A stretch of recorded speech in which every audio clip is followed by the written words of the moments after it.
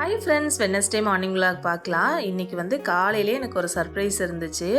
என்னென்னா, கொஞ்ச நாளுக்கு முன்னாடி நான் பாவக்காய் விதை போட்டிருந்தேன். அது போட்ட இடத்தையே மறந்துட்டு பக்கத்து இடத்துல தண்ணி ஊற்றிட்டு இருந்தேன்னா, ரொம்ப நாளாக அது வளரவே இல்லை. சரி, விதை வந்து சரியில்லாத விதை போல் அப்படின்னுட்டு நான் விட்டுட்டேன். அதுக்கப்புறம் இடையில நிறைய நாள் மழை வந்துட்டு இருந்துச்சு. அதில் வளர்ந்துட்டு போல் ஒரு நாள் அம்மா தான் வந்து சொன்னாங்க, நீ விதை போட்ட இடத்துல வளர்ந்துட்டு அப்படின்னு சொன்னாங்க. அதுக்கப்புறம் தான் போய் பார்த்தேன். ரொம்பவே சந்தோஷமாக இருந்த 3 விதை போட்டால் 3 செடியுமே வளர்ந்துருந்துச்சு. செடி வளர வளர அப்படியே எடுத்து நான் அப்போ வேலி மேலே எடுத்து படர விட்டுட்டேன்.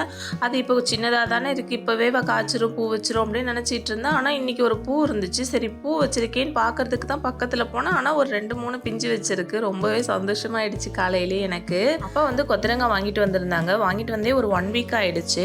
இடையில ஒரு நாள் பொரியல் பண்ணேன். அதுக்கப்புறம் ஃப்ரிட்ஜில் தான் மீதி எல்லாமே இருந்துட்டு இருந்துச்சா, சரி இதுக்கப்புறம் பொரியல் பண்ண வேண்டாம், வத்தல் போட்டுடலாம் அப்படின்ட்டு தான். இன்றைக்கி நல்ல வெயிலாக இருந்துச்சு. ஒரு 2 நாளாகவே நல்ல வெயில் அடிக்குது. லஞ்ச் வேலையும் காலையிலே முடிஞ்சிட்டா, சரி வத்தல் போட்டுடலாமேன்ட்டு அதுதான் நான் இன்றைக்கி பண்ணேன். ஒரு பாத்திரத்தில் தண்ணி நல்லா ஒரு கொதி வர வச்சுக்கணும். அதுக்கப்புறமா கொத்தரங்காயை நல்லா வாஷ் பண்ணிவிட்டு கொதிக்கிற தண்ணியில் போட்டு கல் உப்பு போட்டுட்டு ஒரு 5 மினிட்ஸ் மூடி வச்சோம்னா நல்லா வெந்துடும். அதுக்கப்புறம் தண்ணியை வடிச்சிட்டு அதுக்கப்புறமா அதை எடுத்து நம்ம ஒரு தாம்பலத்தில் வச்சு காய வச்சிட வேண்டியது தான்.